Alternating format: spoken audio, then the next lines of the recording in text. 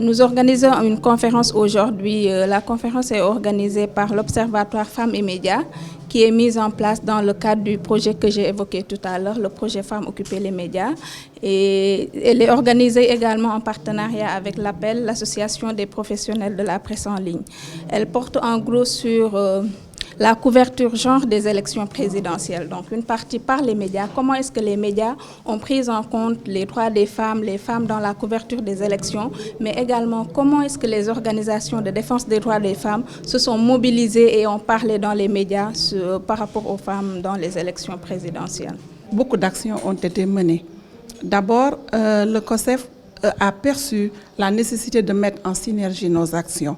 Dans ce cadre, des plateformes ont émergé, telles que le groupe d'initiative pour l'élection présidentielle 2019, où 5 ou 6 organisations se sont retrouvées, chacune dans son domaine d'action, pour interpeller les candidats par rapport à la prise en charge des préoccupations des femmes dans leur programme.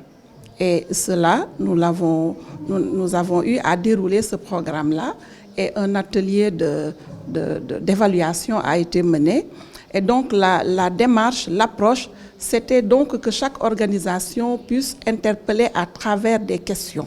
C'est un questionnaire qui a été mis sur place et envoyé donc aux candidats et donc pour les interpeller par rapport aux thématiques phares de notre domaine d'action. L'attente par rapport à cet atelier, c'est vraiment de partager les bonnes pratiques de couverture genre des élections. Donc, vous le verrez au niveau des différents panels, on a plusieurs initiatives qui seront partagées aujourd'hui. L'initiative avec Appel, donc c'est la couverture des élections par la presse en ligne. On a des initiatives de la société civile, il y a la plateforme Etudiam, on a l'initiative de Sénégal Vote, on a l'initiative de Pas sans elle, on a également l'initiative avec Gorée Institute qui seront partagées aujourd'hui. Donc, c'est vraiment un partage d'expérience, des bonnes pratiques pour montrer que donc, on peut couvrir les élections en prenant en compte le genre, en prenant en compte les droits des femmes. Nous pensons qu'à ce stade actuel où nous sommes au lendemain des élections, je crois que c'est plutôt l'action qui sera mise en place par le gouvernement qu'il convient de suivre. Donc, saisir l'opportunité, voir ce que le président a, le langage du président, c'est-à-dire son allocution, parce qu'à la veille de la fête de l'indépendance, il a eu à se prononcer. Et nous avons vu que dans cet attelage gouvernemental, nous sommes partis de 21% à 25%. Maintenant, au sortir de cet atelier, ou même pendant cet atelier, il conviendra d'analyser et de voir si exactement ce gap que nous voulions que ça soit comblé, est-ce que c'est fait réellement?